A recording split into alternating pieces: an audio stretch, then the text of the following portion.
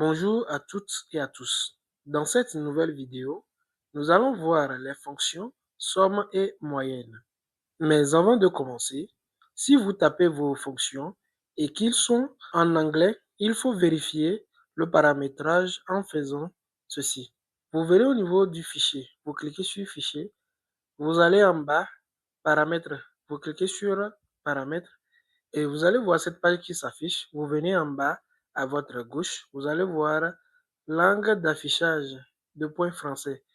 En bas, vous allez voir toujours utiliser les noms de fonctions en anglais. Si cette case est cochée, vous le décochez et vous venez, vous faites enregistrer les paramètres. Alors, vous allez constater que le nom de toutes les fonctions seront en français. Alors, pour commencer, on va voir la fonction somme. Alors, à notre gauche, nous avons ici les ventes faites dans les mois respectifs de janvier jusqu'à août. Et à notre droite, nous avons les chiffres d'affaires qui ont été réalisés. Et ici, nous allons faire la somme de ces chiffres d'affaires. Alors, dans un premier temps, pour faire la somme des chiffres d'affaires, ici, je peux faire égal. Ici, cliquer sur le chiffre d'affaires de janvier. Voilà qui est ceci. Ensuite, je fais plus celui de février, plus celui de mars, ainsi de suite jusqu'au chiffre d'affaires du mois d'août.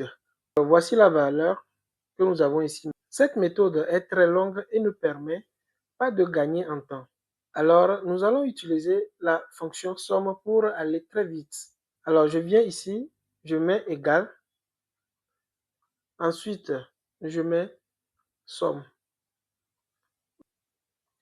Alors, lorsque je fais égal, je tape somme. Vous allez voir la syntaxe qui s'affiche ici. Et vous avez les informations ici pour réussir cette formule-là. Donc, qu'est-ce que nous allons faire ici? Vous allez voir somme entre parenthèses, valeur 1, point virgule, valeur 2.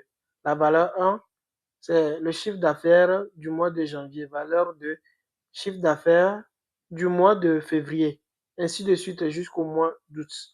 Mais pour aller très vite, nous allons utiliser la plage ici. Et pour le faire, alors, je fais somme égale, parenthèse, je viens ici, je clique sur le mois de janvier et je sélectionne toute cette partie-là. Voilà. Et je fais entrer. Donc, vous allez constater que nous avons les mêmes montants ici. Alors, pour résumer la syntaxe que nous venons d'utiliser, pour trouver la somme, on fait égal, somme, on ajoute, on ouvre la parenthèse, ensuite on met la plage de C11 à C18. On ferme la parenthèse et on fait entrer.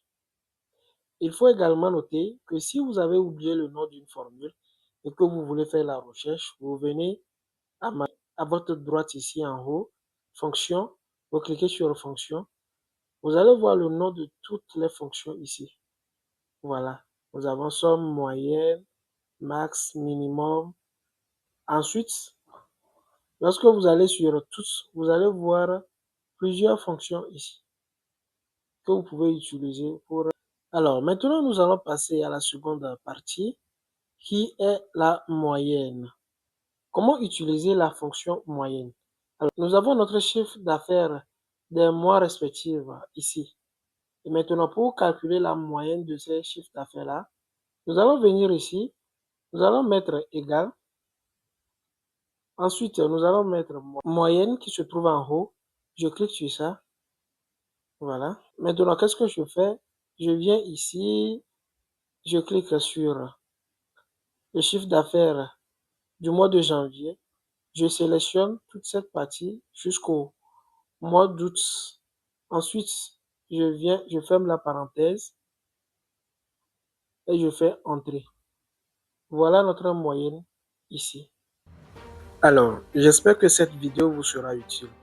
Et pour continuer à développer vos compétences et optimiser votre quotidien, abonnez-vous et activez la cloche de notification. Merci pour votre soutien et à très bientôt pour le prochain vidéo.